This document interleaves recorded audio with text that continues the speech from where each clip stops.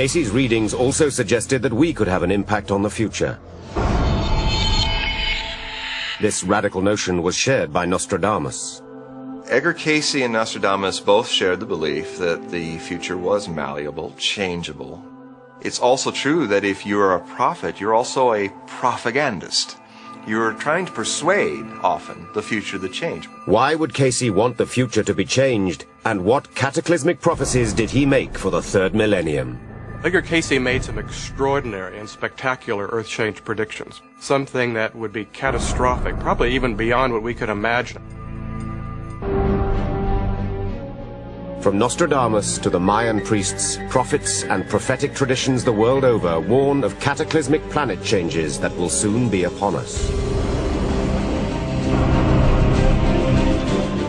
The ancient Mayans had a sense that there would come a time, about in these times in which we're living now, that would include tremendous destruction.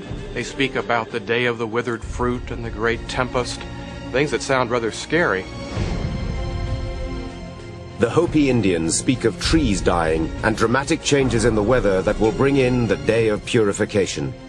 Nostradamus speaks of the dead rising from their graves, and Mother Shipton warns, "Storms shall rage and oceans roar, old worlds shall die and new be born." Cayce's predictions for the new millennium are every bit as dire as all the other prophets who preceded him. Edgar Cayce made some extraordinary and spectacular earth change predictions. Probably the biggest one was that the rotational axis of the earth would change. And that's something that would be catastrophic, probably even beyond what we could imagine if that took place literally. If the tilt axis of the earth shifted slightly, the entire mass of the earth would have to reconfigure itself. It would shift ocean basins, it would shift where valleys are, where mountains are. Some of Cayce's visions of the future are truly terrifying. He speaks of Japan going into the ocean, inundations for southeastern United States, perhaps in a very slow way, but a permanent kind of inundation. He also said the American East Coast would not be spared. Portions of the now east coast of New York, or New York City itself, will in the main disappear. This will be another generation, though. Here, while the southern portions of Carolina, Georgia, these will disappear. This will be much sooner. He also suggests that Europe would change either geologically or climatologically in the twinkling of an eye. Cayce actually foresaw these as part of the shifting of the poles. He stated that the Great Lakes would flow down through the Mississippi Valley system and from there flow right into the Gulf. Cayce, who knew nothing about plate tectonics, said signs within the earth would warn us of this coming shift of the poles.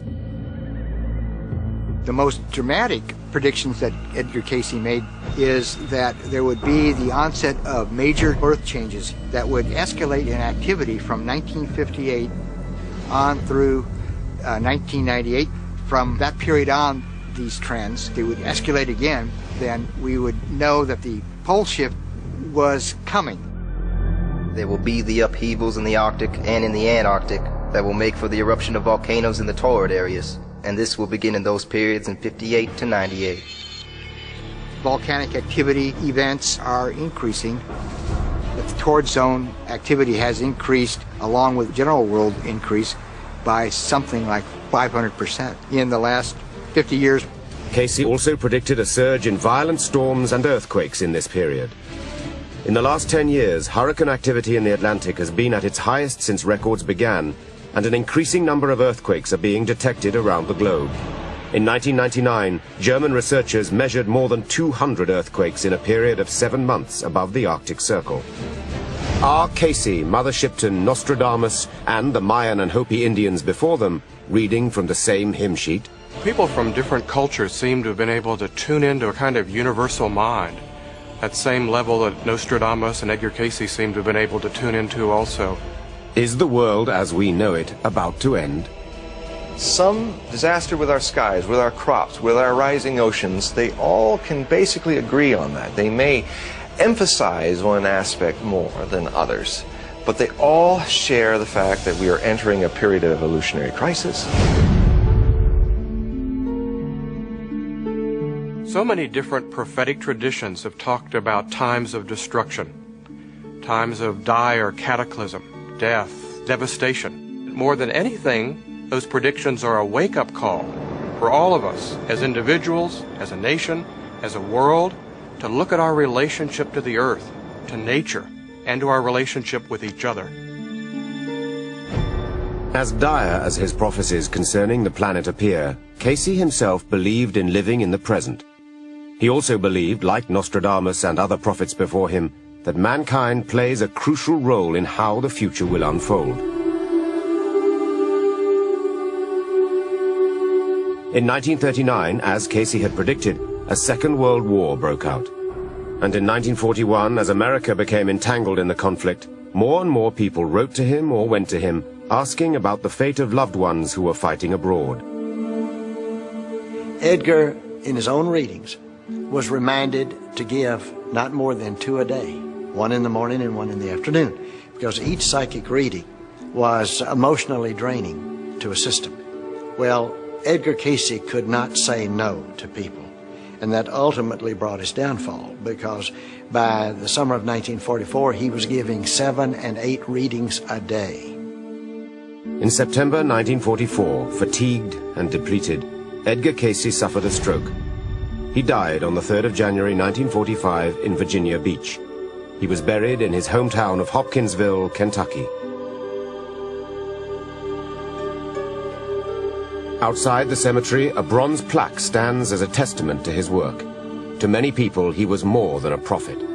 Relegating Edgar Cayce to the place of someone who simply predicted the future makes Edgar Cayce an event. And in my opinion, the material is so helpful, so valuable, that it's much more a source of information that help people in the here and now. He isn't any one thing. That is, you can't stick him in a box and label it mystic. You can't stick him in a box and label him psychic. You can't stick him in a box and label him prophet. At the end of the day, Edgar Cayce's readings are not about whether he was right or wrong about Egyptian or Atlantean history, or whether there even was that kind of history. I think at the end of the day, what matters is that he helps us to better understand who we are and why we're here. Today, the psychic materials of Edgar Cayce continue to provide insights into almost every subject under the sun.